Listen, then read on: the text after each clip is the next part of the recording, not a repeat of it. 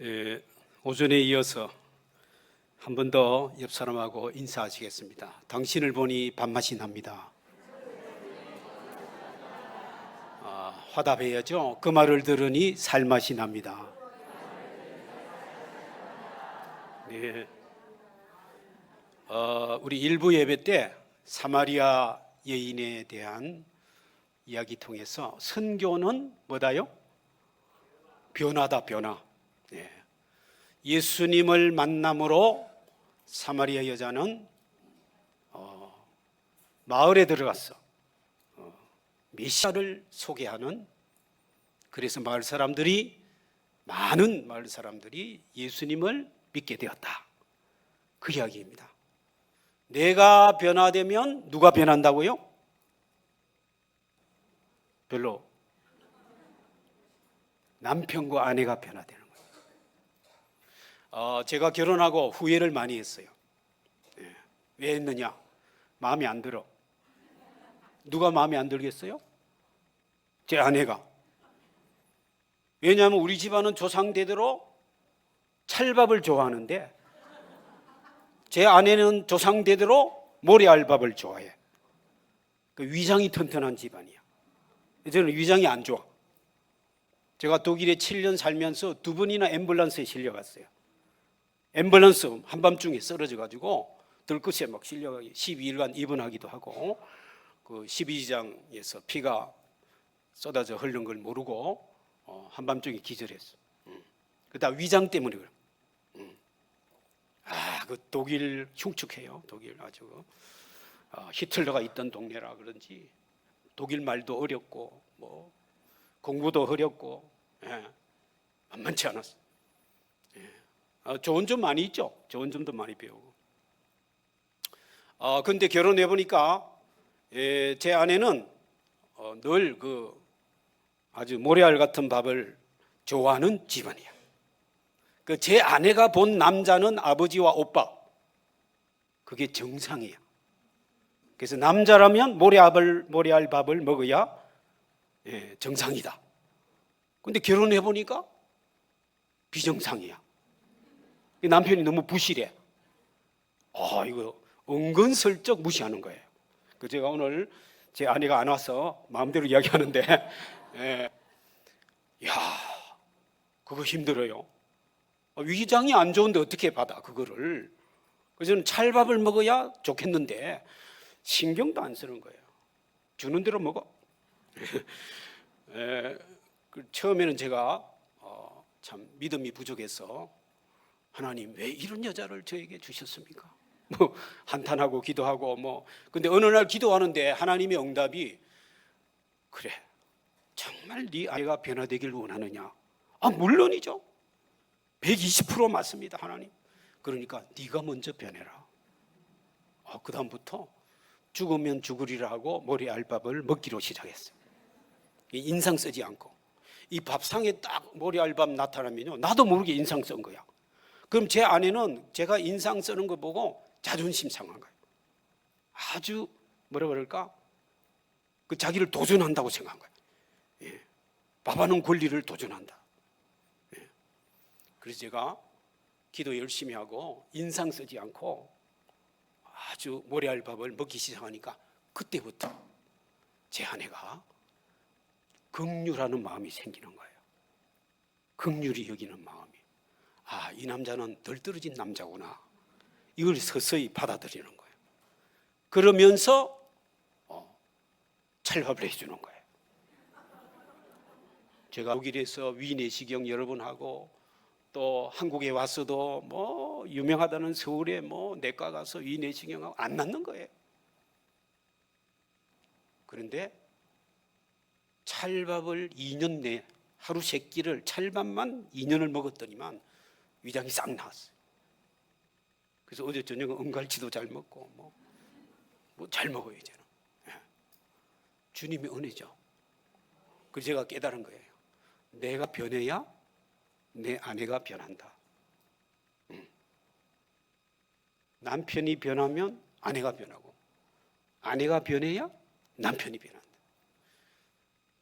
벌써 3살만 지나면, 3살도 아니야, 한 2살만 지나도 안 변하려고 그래요. 지 고집대로 하려고 그래요. 그렇지 않습니까, 여러분?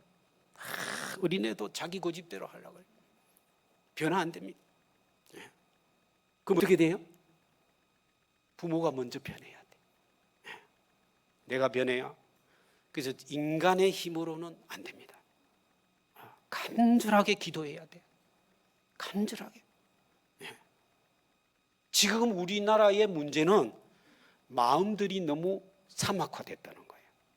정신 문화가 너무 질이 수준이 떨어졌다는 거예요. 네. 아주 민감해야 돼. 사람에게 이 사람이 여기가 아프겠구나 느껴야 되는데 자기 아픈 것만 생각하고 다른 사람들의 아픔에 대해서 민감하지 못해요. 그러니까 불행해. 제가 오늘 이 예배 설교를 준비하면서 찬송가 여러 가지를 이제 보면서 그 찬송가 이제 유튜브로 많이 듣는데 그거 보면 누가 글을 올려. 하나님, 제가 자살하지 않도록 도와주세요. 자살하지 않도록 도와주세요. 지금 자살의 그런 충동을 느끼는 사람들이 우리나라에 얼마나 많은지 모른다는 거예요. 왜 그렇습니까? 사랑받지 못해서 그런 거예요. 사랑받지 못했어. 긍휼히 여김을 받지 못했어. 교회는 예수 믿는 사람은 안 믿는 사람에게 사랑을 해야 되는 사랑. 제가 언젠가 유튜브 검색하는데 인터넷 검색하는데 이런 짧은 이야기가 딱 올라와 있는 거예요. 초딩 5학년쯤 되는 아이가 교회 다니는 애예요. 담력 연습한다고 공동묘지를 자주 찾아가서 돌아다니는 거예요. 네? 어느 날 해질 무렵에 공동묘지를 갔는데 비가 부슬부슬. 뭐가 나타날 것 같아요? 귀신이 역시 한국 사람 잘 통해요. 귀신이 나타날 것 같았는데 아니나 다를까 귀신이 딱 나타난 거예요. 저 멀리서 귀신이 자기에게로 막 달려오는 거예요. 얼마나 무서운지 귀신이 달려올 때 자기를 덮칠 순간에 딱 교회 학교 선생님이 한 말씀이 생각이 났대요. 어린이 여러분, 기도도 할 수 없거든 찬송을 부르세요. 기도도 안 나온 거예요. 근데 뭔 찬송이 생각나겠어요? 귀신이 닥쳐오는데. 그런데 귀신이 자기를 덮치려 하는 그 찰나의 순간에 딱 찬송가가 하나 생각났어요. 당신은 사랑받기 위해 태어난 사람. 이 찬송. 그래서 그걸 쫙, 당신은 사랑받기 위해 태어난 사람. 그러니 귀신이 딱 멈추어 섰대요. 그 이야기가 끝났어요. 근데 그 밑에 누가 리플을 달아놨어. 리플을. 야, 이거 보면 저는 한국 사람들이 천재란 걸 알 수 있어. 리플에 이렇게 달아놨어요. 귀신이 감동을 먹었답니다. 귀신이 답송을 불렀다야. 감사해요. 깨닫지 못했었는데 내가 얼마나 소중한 존재라는 걸. 이야, 기가 막힌 이야기예요. 틀렸죠. 만들어낸 이야기죠. 만들어낸 이야기예요. 우리 신학의 분야 가운데 조직신학이라는 게 있어요. 조직신학. 예? 신론, 기독론, 성령론 이런 조직신학적으로 보면 틀렸어요. 왜? 귀신이란 존재는 사랑받는 존재가 아니에요. 귀신이 뭔 사랑을 받아요? 그건 사이비 귀신이지. 또 어떻게 해서 사랑받는다고 해도 뭔 답송을 불러요? 감사해요. 깨닫지. 귀신이 뭘 깨달아요? 귀신은 남에게 해코지하는 거야. 사탄은 거짓말하고 해방하는 거예요. 그런데 선교, 제가 전공하는 게 선교신학. 우리 조 목사님도 선교신학 전공. 선교신학적으로는 맞는 말씀이에요. 왜? 귀신 같은 인간이 많다는 거죠. 귀신 같은 인간이 많아요. 호주 시드니에 가면 세순교회가 있는데 그 교회에 어떤 일이 있었냐면 이 예배 시간만 되면 밖에서 돌아다니면서 막 시끄럽게 하고 막 소리치고 술 먹고 와서 방해하는 사람이 하나 있었대. 근데 그 부인은 교회 다니는 사람. 그 주일날 부인을 태워가지고 교회 내려주고 자기는 바깥에서 막 해방하는 거예요. 그런 사람이 있어요. 제가 처음 독일에서 와서 그 장신대 교수하면서 그 경기도 그 김포 저 시골에 어느 교회 담임을 겸임하게 됐는데 그 가정집에서 5명 한 식구 5명 예배 드리는데 그 남편이 예수합니다. 우리 주일날 제가 그 집에 방 안에서 상을 깔아놓고 예배 드리는데 그분이 남편이 어떻게 하는지 아세요? 이거 농약 치는 분무기 있잖아요. 그거 농약 자기 집 주변 돌아다니면서 농약을 치고 있어. 그렇게 방해해요. 영적으로 보면 다 그게 이유가 있는 거예요. 그게 넘어지면 안 되죠. 결국은 그분이 그런 거 다 그만두고 예배 드리라고 했어요. 나중에 하나님이 하시니 하나님. 이 새순교회 시드니에 이 해방하는 이 중년의 이 신사 아무리 말려도 되지 않고 그렇다고 경찰에 신고해가 잡아가게 하기도 교회가 그러기도 그렇고 근데 참다 어느 날 장로님 은퇴한 장로 연세가 은퇴한 장로님이 딱 예배 중에 나가가지고 그 사람을 그냥 뭐라 껴안았대. 아무 말도 안 하고 그냥 껴안았대. 그냥 가만히 있었대. 껴안고 얼마의 시간이 지나자 그 사람이 눈물을 흘리면서 회개했다는 겁니다. 왜 그러냐? 사랑받지 못해서 그런 거예요. 사랑받지 못해서.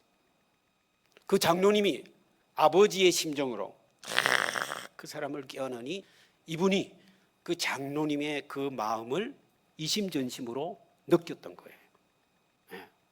말이 필요 없어. 말이 필요 없어. 그렇다고 여러분 예배 마치고 아무나 껴안지 마십시오. 그런 말이 아니에요. 껴안으니까 변화가 일어나는 겁니다. 변화가. 우리 몸에 이 세포가 세포 재생이란 말이 있어요. 세포가 교체된대요. 위벽 세포는 3일 만에 다 100% 달라지고 백혈구는 10일마다 교체되고 뼈는 7년마다 다 달라지고 피부는 28일이 지나고 거의 한 달 만에 피부가 다 세포가 교체된대요. 이런 피부에 트러블이 있는 분은 자꾸 발열을 하지 말고 28일 동안 새벽기도 참석하세요. 예배를 빠지지 마세요. 매일 찬송을 부르세요. 저녁에 여러분 잘 주무세요 다? 잠 잘 자죠? 그러면 정상이에요. 잠을 잘 못 자고 하면 피부 트러블 생겨요. 그러면 마음에 문제가 있다는 거죠. 그래서 저녁에 자기 전에 여호와는 나의 목자시니 내가 부족함이 없으리로다. 이걸 외워야 돼. 이걸 외우는 게 괜찮아. 하나님이 여러분에게 들려주시는 괜찮아. 사마리아 여자도 다 변해됐는데 너도 괜찮아. 기억하시기 바랍니다. 제가 방언을 한번 하겠습니다. 뚜아 나달라 금발났고 딱강 끄꾸랑은 났고 이야 먼바린까 났고 뒷바닥냥 부름풋 희자오 이야 먼빈빈 같고 그 아이르 양 떠낭 이야 머저가락간 지았고 올레 까르나 남았냐 스칼리뿐 아꾸 버르잘란 달란 먼바 끄끌라만 아꾸 디다받고 딱굿 바하야 서밥 엉까우 버스러 닦고 엉까우 무녀디약간 희당한 박있고 디하다반 라운고 삐알라고 뻔오 멀림바 그 바지간단 그 무라한 블락가 입둘란 멍있고 떼악기요 악구서 우무로 히둡고 단 악고 악간 디암 달람 루마뚜한 습반장 마사 이게 인도네시아어로 시편 23편을 제가 외운 겁니다. 제가 인도네시아 말 참 잘해요. 3년 동안 살았잖아요. 인도네시아에 선교사로. 하루는 인도네시아 교회에서 저보고 안정 초청을 했어요. 제가 언어 배운 지 2달밖에 안 되었는데 뭐 어떻게 말을 해요. 그래서 제가 기도하는 가운데 시편 23편을 외워야 되겠다.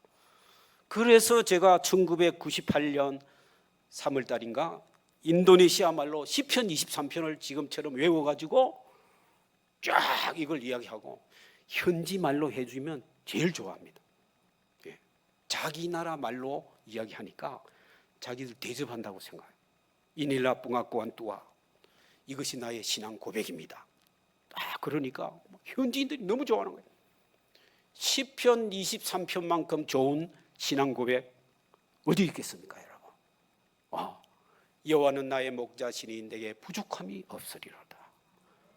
그가 나를 푸른 초장에 누이시며 실만한 물가로 인도하시는도다. 내 영혼을 소생시키시고 자기 이름을 위하여 의의 길로 인도하시는도다. 저는 아침에 일어나면 딱 시편 23편을 외울 때가 많습니다. 저녁에 잠들기 전에 인도네시아 말 한국말로 시편 23편을 외우고 잡니다. 걱정 없어요. 그러면 걱정 없어요. 두려움 없어. 우리가 두려움 없이 이 세상을 살아갈 수 있다는 것은 큰 하나님의 축복입니다. 우리 피부는 28일 만에 완전히 교체된대요.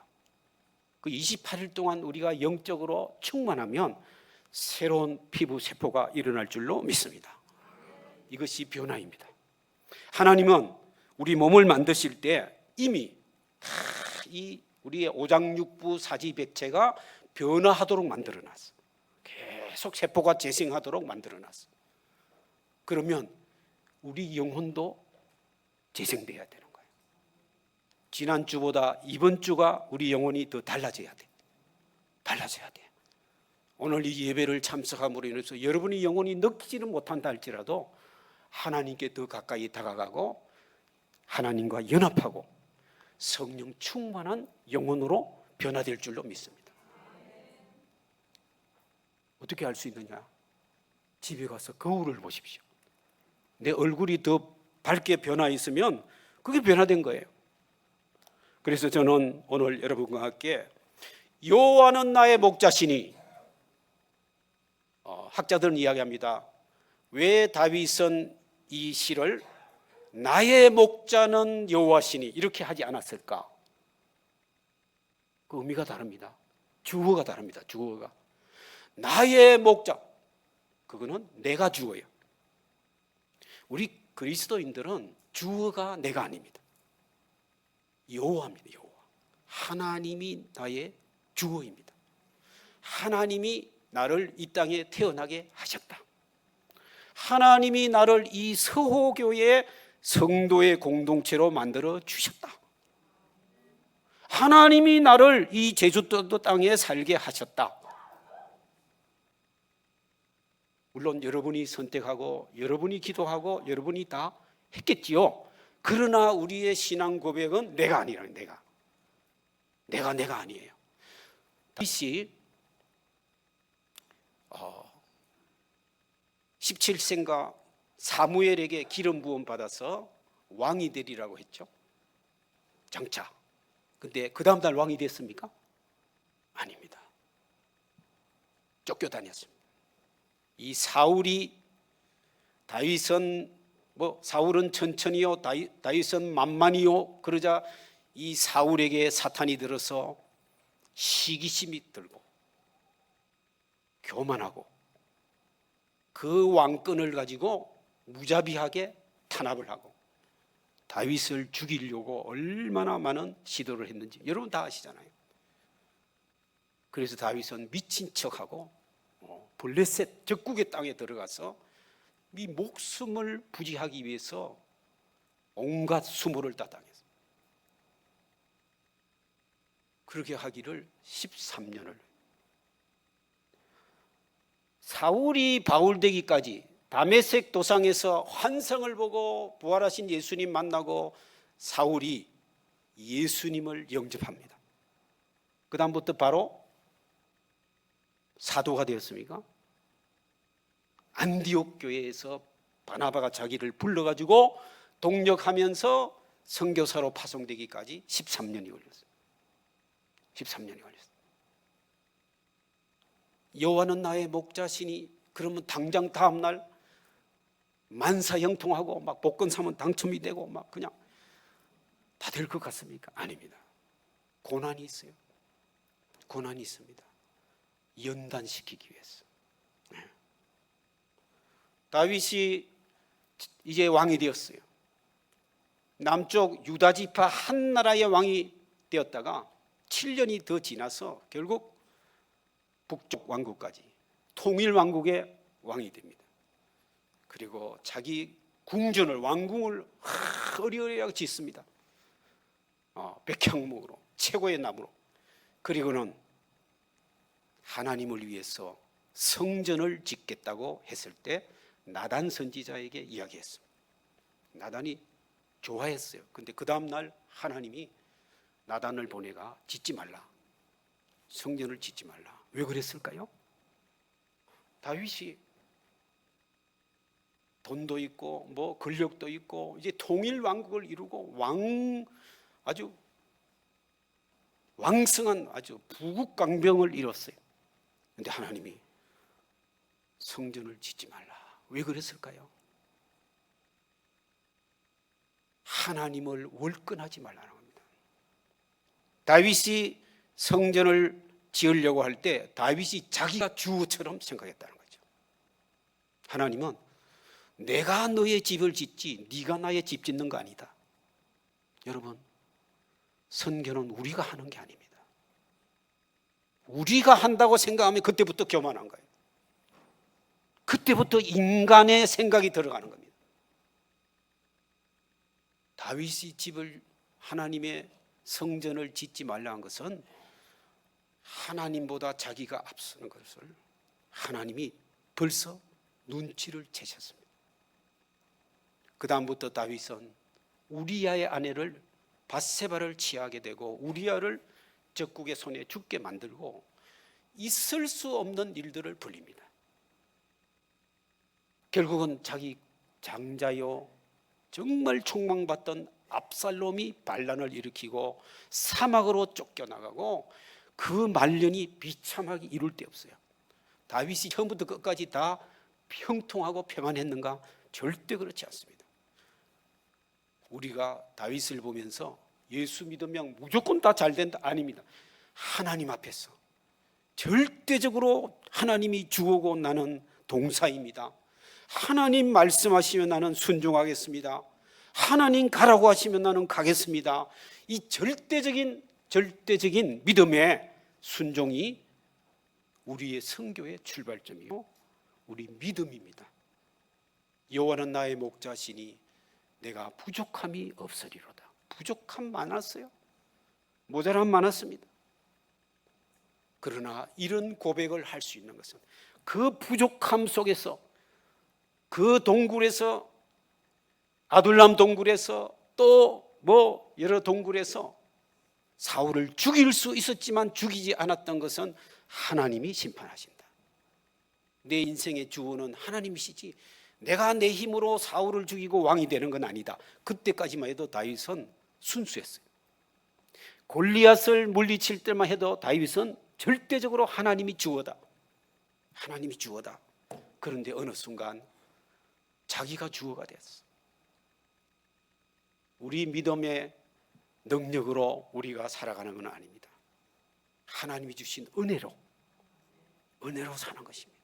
이것이 오늘 시편 23편이 우리에게 주는 깨달음이요 은혜인 줄 알았습니다. 우리 부족함 많아요. 우리 부족함 많아요. 네. 저도요 키도 좀 더 컸으면 좋겠고 그 펜싱 오상욱 선수처럼 막 190점 되면 얼마나 좋겠어. 그죠? 좀 부잣집에 태어났으면 얼마나 좋. 우리 집은 어찌된 일인지 우리 친부모님도 물려줄 재산이 하나도 없고 처갓집도 하나도 없고 저희 장모님은 저 집사람 12살 때 돌아가셨어. 감리교 권사님이셨는데 신유 은사도 있고 그랬다는데 아마 뇌출혈이 왔는지 근데 병원에 안 데려가고 교회에서 기도하다가 돌아가셨대. 그래서 저는 장모님 얼굴도 몰라. 천국 가면 만나볼 수 있을지 모르겠어. 있겠죠? 예. 좀 그런 생각 들지 않아요? 부족함이 많아. 부족함이 많아.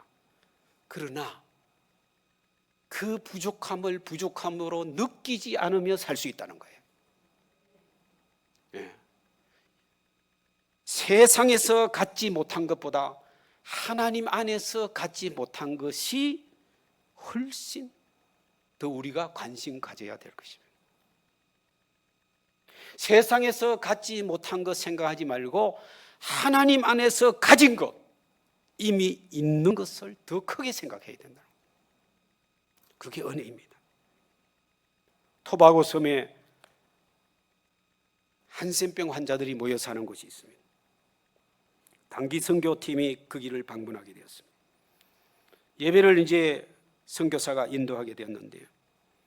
예배 인도하면서 선교사님이 그 한센병 환자, 문둥나병 환자들에게 여러분 가운데 혹시 지금 이 예배 시간에 부르고 싶은 찬송이 하나 있어요? 누가 알려달라 하니까 한 여자가 손을 드는데 손가락이 다 녹아 들어갔고 눈도 다 막 녹아 들어가고 입술도 다 녹아, 정말 그 얼굴 보기조차 힘든 그 여인이 한 명이 손을 들고는 429장을 부르고 싶다는 거예요. 그게 뭐냐면 받은 복을 세어보아라. 받은 복을 세어보아라. 여러분, 한센병이 걸려서 부모님으로부터 버림받고 형제로부터 버림받고 다 버림받고 가진 재산 한 푼도 없고 아무것도 없는 그 수용소에서 코도 눈도 손가락도 다 문드러지고 흉측한 몰골을 한 그 여인이 받은 복이 뭐가 있겠어요? 그걸 부르고 싶다는 거예요. 선교사는 찬송을 부르기 시작했지만 끝까지 다 부를 수가 없었다는 겁니다. 이 이야기를 전해들어 어떤 사람이 그에게 말했습니다. 선교사님, 이제는 다시는 그 찬송을 못 부르실 것 같아요? 선교사가 대답했습니다. 그렇지 않아요. 다시 부를 수는 있겠죠. 하지만 그 여인과 똑같이는 부를 수 없을 거예요. 그런 말을 남겼습니다. 우리가 너무 주신 은혜와 하나님의 위대하심, 주가 되신 하나님 잊어버리고 하나님 안에서 주신 것, 가진 것 우리가 너무 소홀히 하지는 않는가? 이것을 우리가 회복해야 될 줄로 믿습니다. 시골에, 아주 깡촌 시골에 한국에 어느 교회가 있는데 그 목사님 한 분이 주일학교 설교도 해야 되고 중고등부 설교도 해야 되고 뭐 다 혼자 목회하는 그런 교회가 있었습니다. 목사님이 이제 설교 원고를 이제 교회 학교 선생님에게 주부를 만드니까 막 전했는데 토요일 날 전화가 왔어요. 주보 만들, 교회 학교 예배 주보 만드는 집사님이 전화가 왔어요. 목사님, 그 설교 제목이 좀 이상합니다. 왜 그래요? 그 여호와는 나의 목자시니 점점점, 이 점점점 있는 게 제목이 좀 이상한데 맞습니까? 그래서 그 목사님, 맞습니다. 또 물어요. 목사님, 그 여호와는 나의 목자시니 점점점. 그 목사님이 예, 그것이면 충분합니다. 그 다음날 아침에 교회학교 예배에 가서 설교 제목을 딱 보니까 여호와는 나의 목자시니 점점점, 예, 그것이면 충분합니다. 이렇게 나와 있는 거예요. 목사님이 아니 이렇게 소통이 잘 안 되는가? 아니 그냥 점점점 맞는데, 근데 목사님이 딱 그 순간에 강한 성령의 임재를 받았어요. 그렇지, 여호와는 나의 목자시니 점점점, 그것이면 충분하지. 그래가 그날 목사님이 너무너무 은혜가 되어가지고 아이들 다 은혜 받았다는 거예요. 여러분, 점점점이 뭡니까? 시련과 고난인 것입니다. 아픔인 것입니다. 여호와는 나의 목자시니 점점점, 그러나 그것이면 충분합니다. 우리는 바로 시편 23편의 이런 이야기로 살아가는 것입니다. 여호와는 나의 목자시니 내가 부족함이 없으시리로다. 어떤 분이 이렇게 이야기해요. 쓰레기는 쓸애기가 된다. 쓰레기 같은 인생이라도 뭔가 소설의 재료도 되고 명작 작품의 재료도 된다. 쓸애기도 된다. 저는 이번에 이 이열치열 1일 부흥회를 준비하면서 특별히 찬송가 370장을 좋아하게 돼요. 마치라고 뭐 올리는 것 같은데 아직 시간이 멀었습니다. 그 주 안에 있는 나에게 딴 근심 있으랴. 십자가 밑에 나아가 내 짐을 풀었네. 특별히 2절입니다. 2절. 그 두려움이 변하여 내 기도 되었고 전날의 한숨 변하여 내 노래 되었네. 야, 그 두려움이 변하여 내 기도 되었고 전날의 한숨 변하여 내 노래 되었네. 기도와 노래가 되었다는 거예요. 충만한 은혜입니다. 두려움. 제가 태어났을 때 우리 아버지가 없었어. 저는 아버지하고 놀러 간 데가 없어요. 한 번도. 근데 1년에 몇 번 나타나는 거예요. 술을 잔뜩 먹고 나타나서 우리를 막 구타를 하는 거예요. 도망 다녀야 돼. 이상한 아버지야. 이상한. 우리 모든 재산을 다 팔아먹었어. 사업한다고. 도시에 나갔어. 제가 시골에서 태어났는데. 그래서 빚쟁이들이 막 찾아오고. 얼마나 아주 이상한 집안이었는지 몰라요. 우리 집 예수 안 믿는 집안이에요. 1년에 제사를 몇 번 드린지 몰라. 무당을 초청해가 막 굿도 하고 막 그런 집안이었어요. 망할 수밖에 없었죠. 그걸 쫄딱 망해가지고 우리가 이제 제가 그 도시로 유학을 가게 되었어요. 그래서 고등학교 3학년인 저희 형님하고 중학교 1학년인 제가 자취를 했어요. 식사당부는 제가 하는 거예요. 고등학교 우리 형님이 공부를 잘했는데 낮에 이제 야간으로 옮기고 고3 때 소위 노가다 이제 근로를 하게 되었어. 그렇게 해가 우리가 자취를 한 거예요. 그러니까 저에게는 어릴 때부터 태어나면서 두려움이 많았어요. 진짜 두려움 많았어요. 숫기도 없고. 제가 지금 이렇게 말을 잘할 수 있다는 게 말 잘하지 않나요? 말하면 되는 거니까 지금 이게 예수님 덕분이에요. 두려움 정말 저는 초등학교 때는 체육 시간에 두려움이 많아가지고 늘 교실에 혼자 앉아 있었어. 운동이란 걸 못했어. 제가 핑계는 좋죠. 제가 이 가방을 지켜야 되니까 제가 지키겠다고 옛날에 그랬어요. 그래서 제가 늘 저는 그냥 그래도 반장은 못해도 부반장까지는 했으니까 제가 그걸 지키고. 그러니까 제가 이 도시에 이제 부모님 떠나서 얼마나 외롭고 두렵고 힘들고 뭐 수도도 없어요. 그 산에 가서 물을 떠와야 되고 뭐 그런 데서 이제 중학교 1학년을 지내는데 그 간 데가 어딘지 아세요? 만화방. 뭐 지금부터 한 몇 년이에요? 60년 전이니까 60년 아니고 50 몇 년 전이니까 그때는 뭐 이 컴퓨터도 없고 그러니까 만화방 거예요. 그 주변에 있는 모든 만화는 다 본 거예요. 만화방이 나의 목자신이, 만화방이 나의 희망이었고, 그랬어요.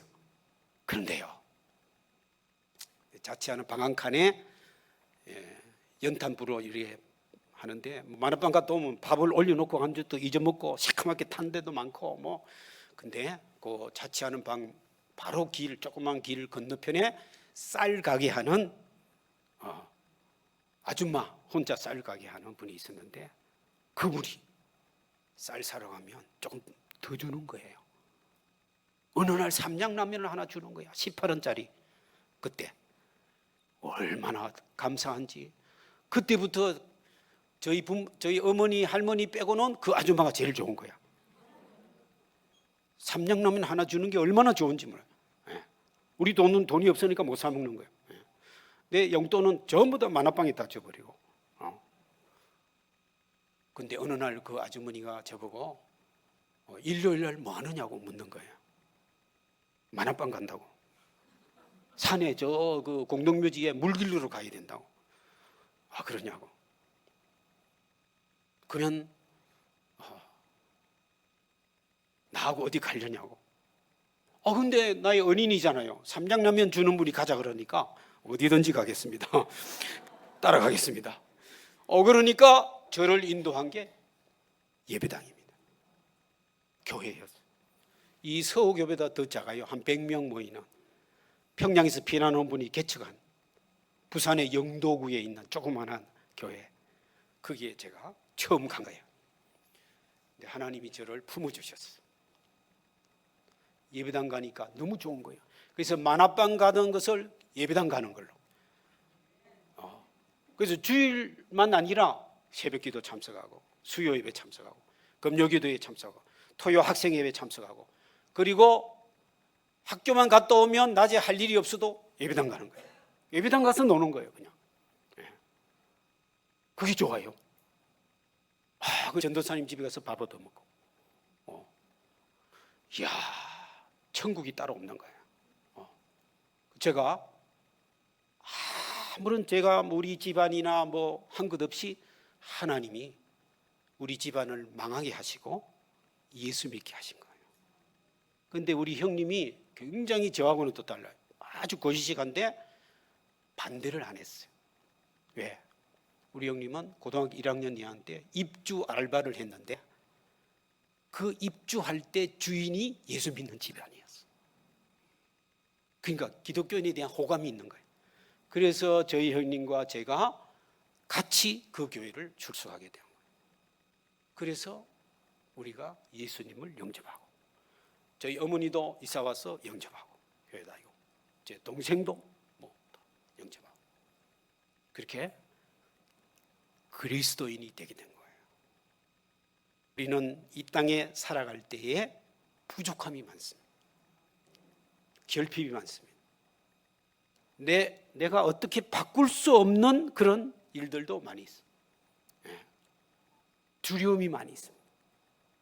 그러나 그 두려움이 변하여 내 기도되고, 또 뭐래요? 전날이 한숨이 변하여 내 노래가 되는 이 은혜. 누구에게? 주 안에 있는 나에게. 하나님이 주어이시고 우리는 동사입니다. 이것을 가리켜서 성교학적으로 미시오데이라고 합니다. 미시오데이. 미시오란 말은 뭐냐면 미션이에요. 미션. 라틴어 미시오. 미션. 영어로 성교란 말이죠. 데이는 뭐냐? 데우스. 하나님. 라틴어는 수식어가 디에스 앞으로 수식이에요. 미시오데이. 하나님의 성교. 13세기의 학자들이 미션이란 말을 처음 썼어요. 성경에 안 나와요. 아포스톨로, 사도란 말은 나오지만 헬라어 미션이란 말이 없어요. 13세기에 처음 쓰였어요. 중세 때 학자들이 성부가 성자를 미시오했다, 파송했다 이 말이에요. 그리고 성부 성자가 누구를 보내요? 성령 하나님을 파송했다. 이 파송이란 말이 미션이란 말이에요. 그래서 삼위일체 하나님을 설명하는 단어가 미션이란 말이에요. 뭐 지금 저기 해외 타문화권에 가서 복음 전하는 그런 선교 개념 없었어요. 13세기에는. 그때는 마태복음 28장은 1세기에 이미 끝났고 그때 교회는 없다고 생각했어요. 종교개혁 때까지 없다고 생각했어요. 아니, 종교개혁 때도 그랬어요. 1792년 윌리엄 캐리가 나타나가지고 18세기 말에 아니다, 마태복음 28장, 그러므로 너희는 가서 제자 삼고 세례 주고 내가 너에게 분부한 모든 것을 가르쳐 지키게 하라. 지금도 그 명령은 유효하다고 수백 년 동안 교회가 잠들고 있는 성교를 깨운 것이 윌리엄 캐리입니다. 그게 1792년입니다. 지금은 너무나 당연하게 생각하지만 그 전에는 아무도 우리가 성교해야 된다 생각 안 했어요. 다 예수 믿으니까 유럽 사람들이 형식적으로라도. 그때 이 미션이란 말이 요한복음에 보면요, 17장 18절, 20장 21절 예수님 말이 아버지께서 나를 보내신 것 같이 나도 너희를 보내노라.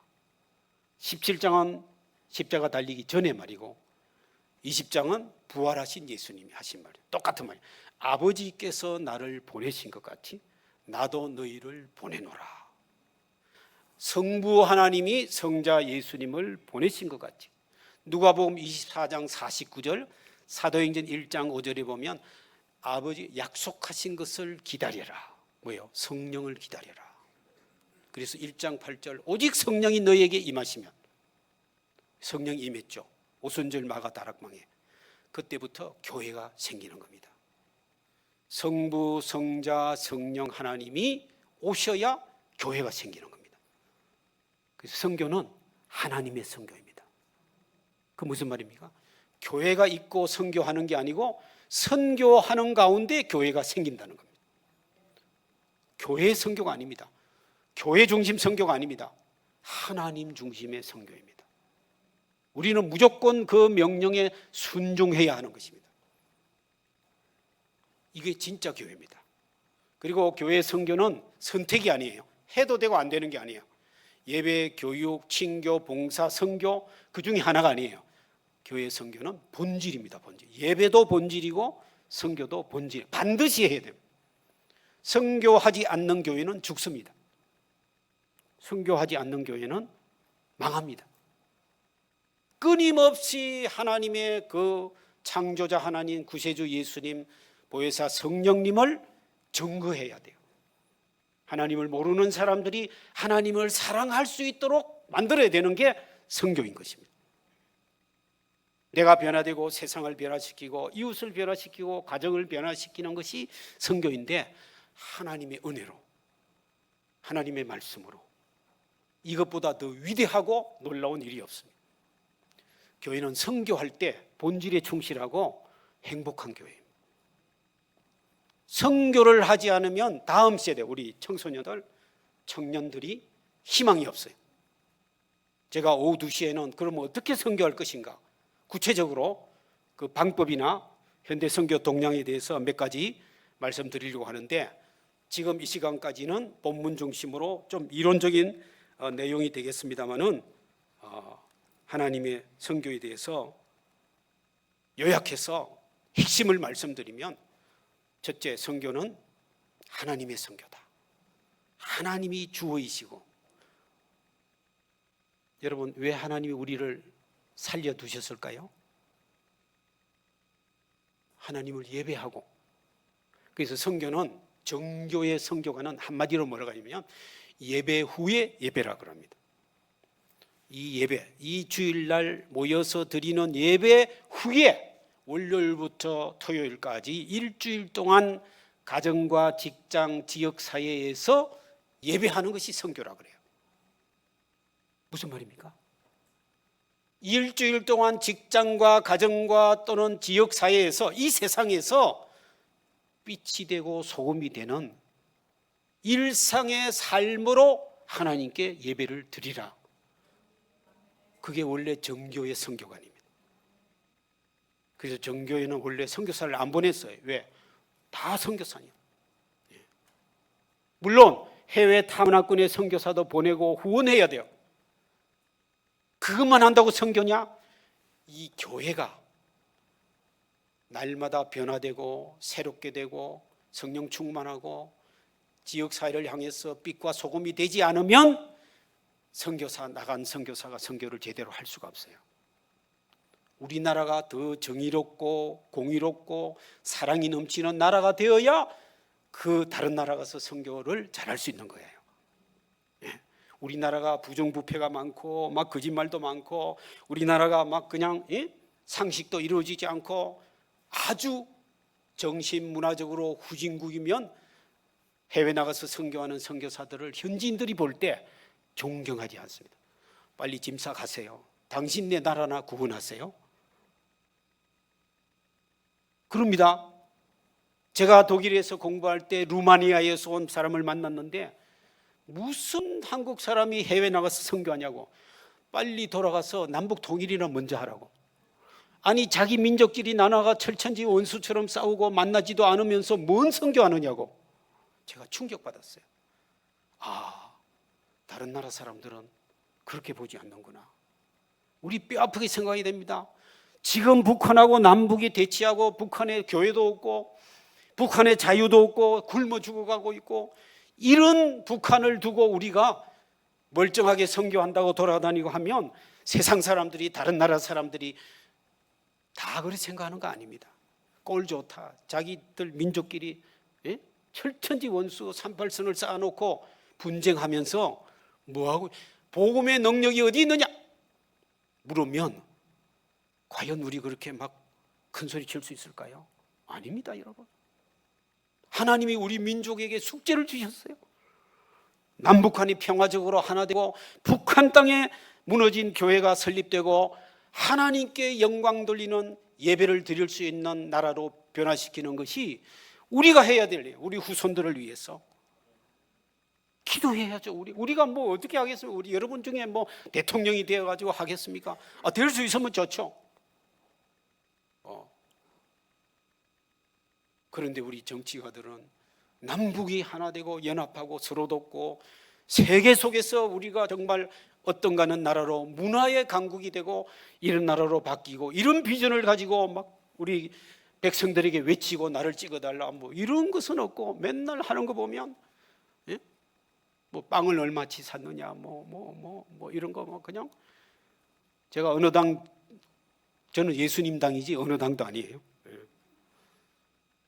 유치하고 이렇게 수준이 떨어지는가 한심한 일이에요. 우리 기도해야 합니다. 하나님이 주어예요. 반만년 5천년 역사에 이렇게 나누어진 적이 그리 오래되지 않아요. 분명히 하나님이 때가 되면 통일도 이루고 평화적으로 하나 되게 하실 줄로 믿습니다.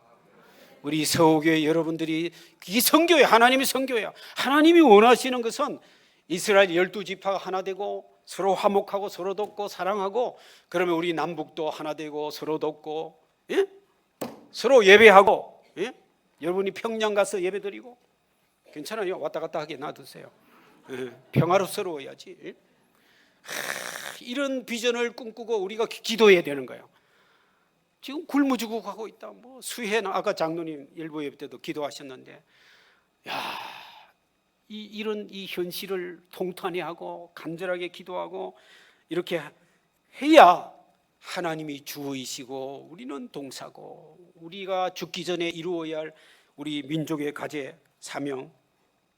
그래서 우리는 영혼도 살아야 되고 육체도 살아야 되고 정신도 살아야 되고 감정도 느낌도 살아야 되고 개인도 살아야 되고 사회도 살아야 되고 바뀌어야 되는 것입니다. 오늘 이 부흥회를 통해서 여러분 육체도 살고 이번 한 주 동안 수영장 바닷가 가서 맨발로 많이 걸어가지고 육체도 살고 그리고 기도하고 찬송함으로 영혼도 살고 여러분 가정도 살고 변화되고 그럼으로써 이 서호동입니까? 이 서호동도 바뀌고 서귀포도 바뀌고 제주도도 바뀌고 한국도 바뀌는 변화의 주체가 되는 여러분이 될 수 있기를 바랍니다. 하나님 감사합니다. 오늘도 예배할 수 있는 특권을 주시고 하나님이 주고 하나님은 나의 목자시요 반석이시요 나의 산성이시요 나의 도움이시요 하나님 두려움이 변하여 내 기도가 되고 전날의 한숨이 변하여 내 노래가 되는 이 놀라운 은혜의 역사 하나님 나라의 백성으로 삼아주심을 감사합니다. 이 기쁜 소식을 이 복된 소식을 만방에 전하는 서호교회가 될 수 있도록 도와주시옵소서. 축복의 통로가 되게 하여 주시옵소서. 예수님의 이름으로 기도드리며 지금은 우리 주 예수 그리스도의 은혜와 하나님의 크신 사랑과 성령님의 임재 감화 능력 주심이 서호교회 모든 성도님들에게 영원토록 함께 하시기를 축원하옵나이다. 아멘.